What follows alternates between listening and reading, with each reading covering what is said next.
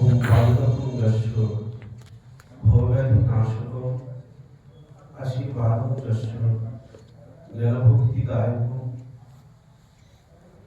করুণামৃতং যস্য খলুশুদ্ধ মুক্তিদং শরণ্যং তমেকং প্রণবং নমামি।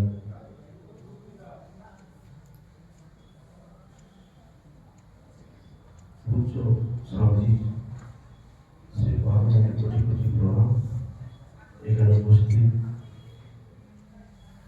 বিষ্ণুনন্দজি মহারাজ, সাধুনন্দজি মহারাজ, কুমারনন্দজি মহারাজ, সবাই যারা স্বামীজি আছেন সবার চরণে প্রণাম।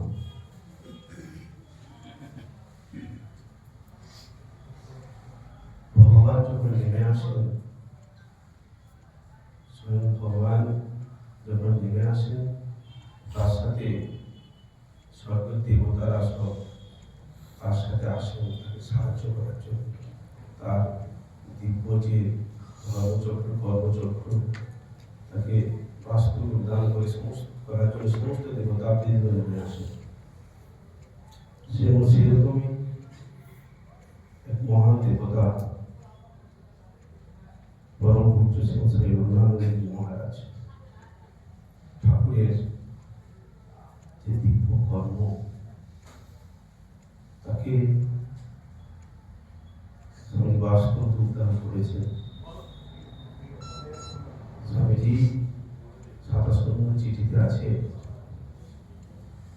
তোমাদের অন্তরের দিব্য জ্ঞানালোকে সমগ্র জগৎকে উদ্ভাসিত করে। তোমাদের অন্তরের দিব্য জ্ঞানালোকে সমগ্র জগৎকে উদ্ভাসিত করে গুরু মহারাজ বলছেন। স্বামীজি তার পূর্ণ গুরু মহারাজের সেই যে অমৃতময় যে বাণী, তার পূর্ণ উদাহরণ স্বামীজি।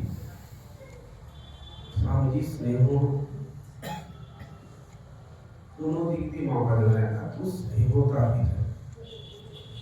আমরা ট্রেনিং সেন্টারে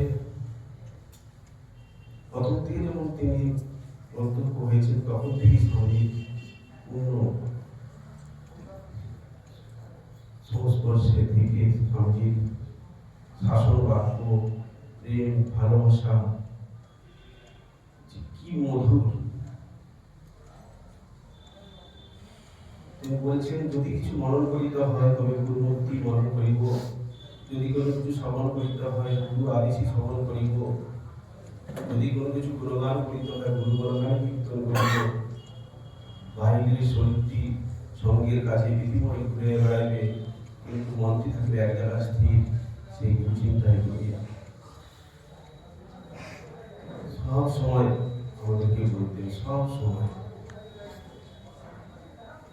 প্রচার পাঠিতে থাকো, এই ভাব নিয়ে সবসময় থাকবে। স্বামীজি এখানে আসলাম, সেই সঙ্গে যোগদান করেছি ছোট থেকে যখন যোগদান করেছি ধর্মানন্দ স্বামীজি ওই বিল্ডিংটায় থাকতেন, ওই বিল্ডিংয়ের নিচে থাকতেন। তখন থেকে স্বামীজিকে দেখেছি, স্বামীজি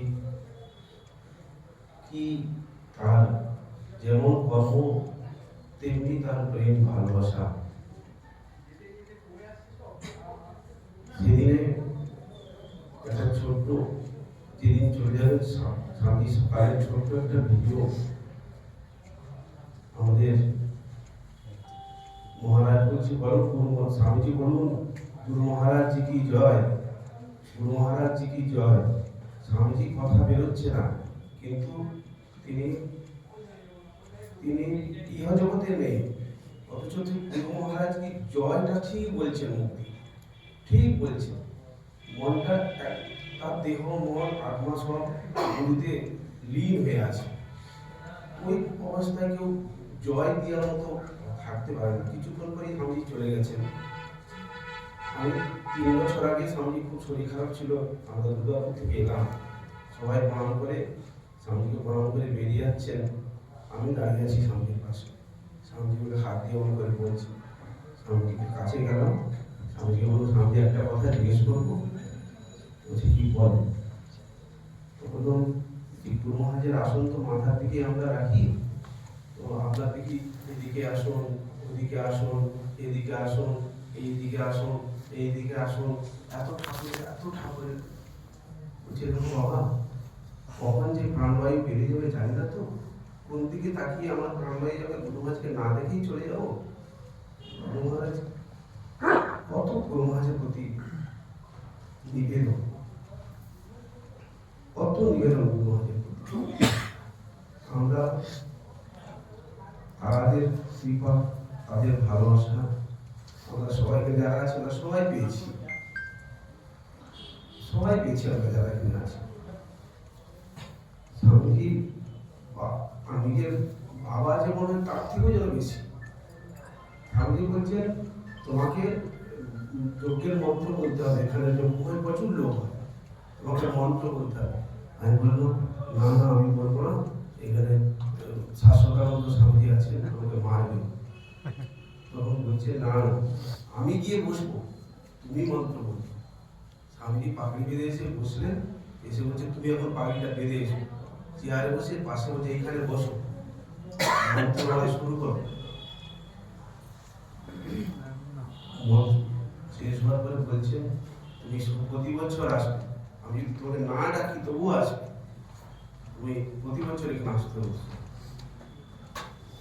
স্বামীজি সময় বেশি নাই, স্বামীজি তিনি স্বয়ং ভগবান, তিনি দেবতা, তিনি আমাদের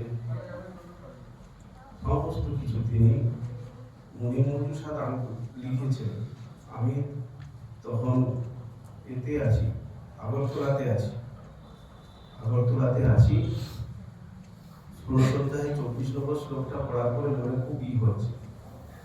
আমি স্বামীজিকে ফোন করেছি, স্বামীজি 16 অধ্যায় 24 নম্বর শ্লোকটা স্বামীজি কি বলছে? তো বলছি কি বলছে তুমি বলো। আমরা বলছি তসমা শাস্ত্র প্রমাণন্তে কার্য ব্যবস্থিত। বলছেন যে হ্যাঁ কি বলো, আমি শাস্ত্রবিধি মেনে পূজারতি না করলে সে পূজার ফল হয় না। তো আমরা যে পূজা করছি ওই শাস্ত্রবিধি মেনে করছি। তখন আমাকে বলছেন স্বামীজি বলছেন আচ্ছা বলো তো, তুমি তো জয়ধ্বনি দাও, ট্রেনিং সেন্টার দেখেছি, তুমি কি জয় দাও? আমি বললাম যুগাচার্য যুগশ্রী ভগবান স্বামী ব্রহ্মানন্দ মহারাজ কি জয়। তাহলে প্রত্যেকে শুধু তুমি বলো যুগাচার্য যুগশ্রী আচার্য স্বামী ব্রহ্মানন্দ। তা আমাদের আসলে যত কিছু হচ্ছে তার নির্দেশিত পথে, তার তিনি প্রথম থেকে প্রত্যেকটি হাতে করে দেখিয়ে দিয়েছেন, এভাবে আমার চরণে ফুল দাও, এভাবে আমাকে প্রণাম করো, এভাবে আমাকে মালা পরাও, এভাবে আমাকে খেতে দাও, এভাবে আমার পাটা মুছিয়ে দাও। গুরু মহারাজ এরকম ভগবান কেউ আসেন যে সব কিছু দেখিয়ে দিয়ে গেছে। তো তিনি ঋষি ভগবান তার যে প্রদর্শিত পথ সেটা কি আর শাস্ত্র বাদ দিয়ে, শাস্ত্র বাদ দিয়ে শাস্ত্র মহাশাস্ত্র তোমরা ধন্য এই সঙ্গে যোগদান করেছো, এই সঙ্গে সত্য সাহায্য এসেছো। সেই স্বামীজির আজকে কষ্ট হচ্ছে, আমাদের কষ্ট করতে পেতে নেই তবু কষ্ট হচ্ছে। তো স্বামীজি এই আশ্রমের ঢুকে মনে হচ্ছে স্বামীজি সব দিকেই আছে, যেমন ছিলেন সেরকম আছে, প্রতি অনুভব হচ্ছে। তো সেই স্বামীজি চরণে কোটি কোটি প্রণাম। গুরু মহারাজের সাথে তিনি রয়েছেন, গুরু মহারাজের যেমন কাজ করতেন, গুরু মহারাজকে যেমনই করতেন তেমনই করছেন। স্বামীজি আছেন, আমি দৃঢ় বিশ্বাস। ওম শান্তি শান্তি শান্তি।